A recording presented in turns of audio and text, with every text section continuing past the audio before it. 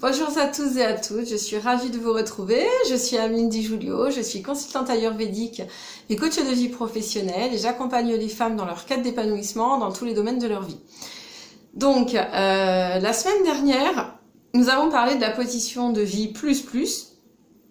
Donc, je suis quelqu'un de bien et l'autre aussi quelqu'un de bien. Aujourd'hui, nous allons parler de la position plus-moins.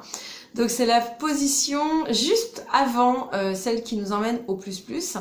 Et c'est une position où je suis en fait en position de supériorité à l'autre, c'est-à-dire que je pense que je vaux mieux que l'autre. Alors typiquement, c'est déjà positif parce qu'on a bien confiance en soi. Donc ça c'est plutôt bien. On a bien confiance en soi et donc on pense quand même que l'autre, il peut être amélioré, voilà, enfin, tout n'est pas parfait.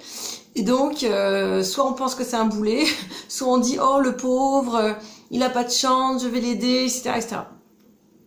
Donc, cette position plus-moins est une position où moi, je vais me mettre, en fait, en parent sauveur ou en parent persécuteur.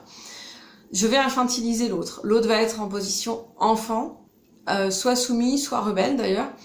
Et c'est une position où je vais du coup soit vouloir aider l'autre, soit vouloir le rabaisser. Alors dit comme ça, c'est pas top, mais effectivement c'est la réalité.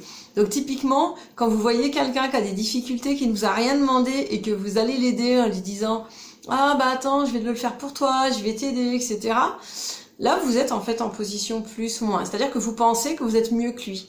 Vous pensez qu'il va pas y arriver tout seul en fait.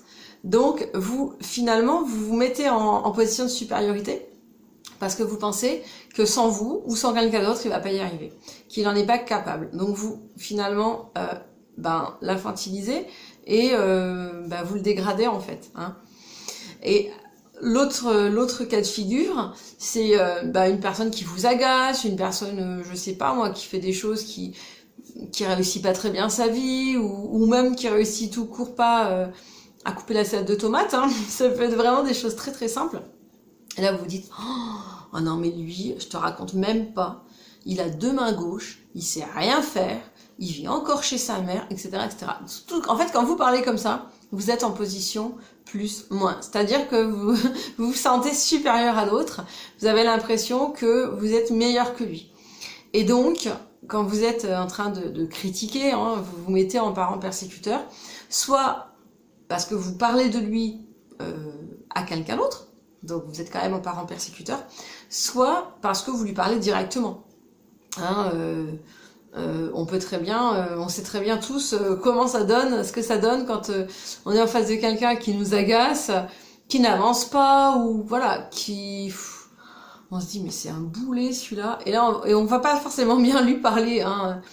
Ah mais tu peux pas faire attention, mais ça fait 3 fois que tu renverses ton verre d'eau, mais tu vois pas que je suis en train de préparer le repas, enfin voilà, ce genre de remarques un peu sur l'émotion, hein, vous voyez, on est sur l'émotion quand même, mais on est dans la critique. Du moment qu'on est dans la critique, on est dans le parent persécuteur.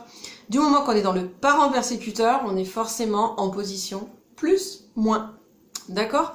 Donc c'est pas une position très idéal. Pourquoi?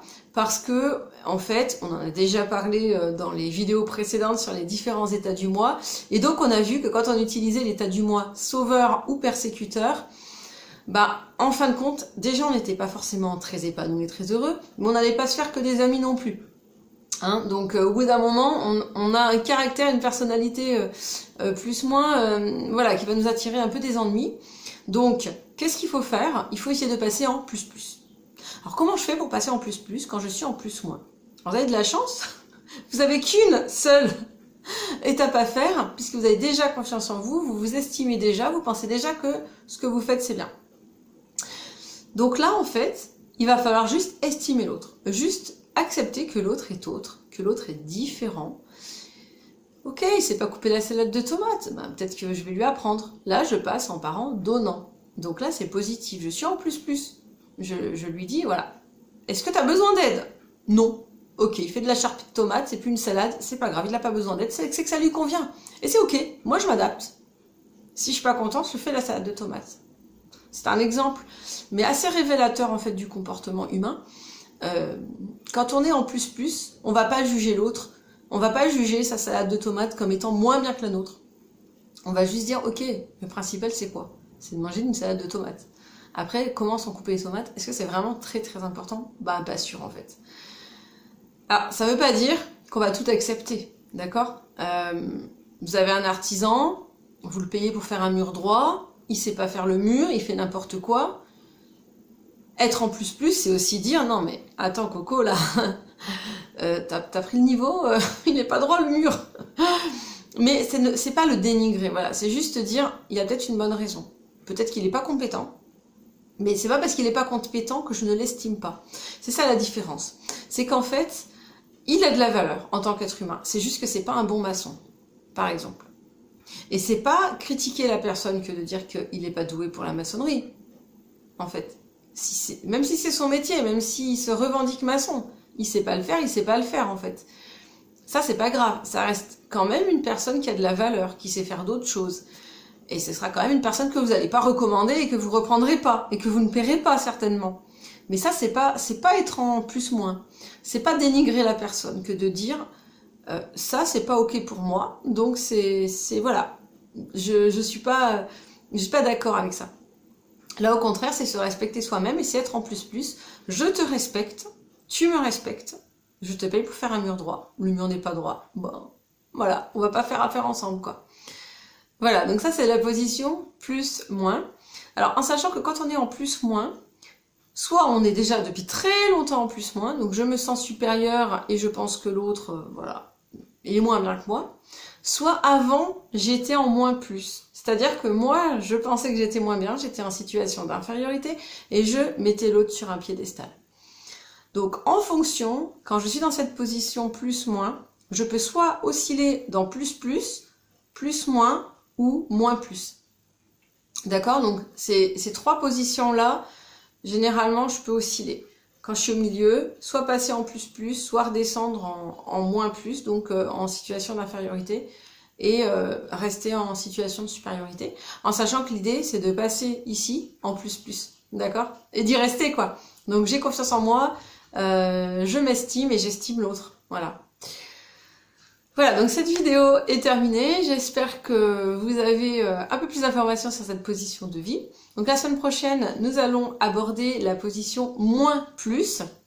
C'est celle qui est un peu la plus destructrice et où on va le retrouver pas mal de monde.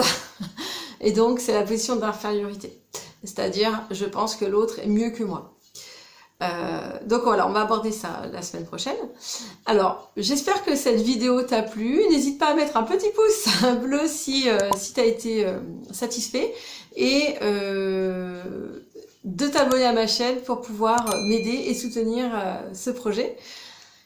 Je t'ai remis dans la petite description mon site internet et le lien pour faire donc le test sur les états du mois, pour savoir où tu en es dans tes comportements au niveau des parents, adultes ou enfants.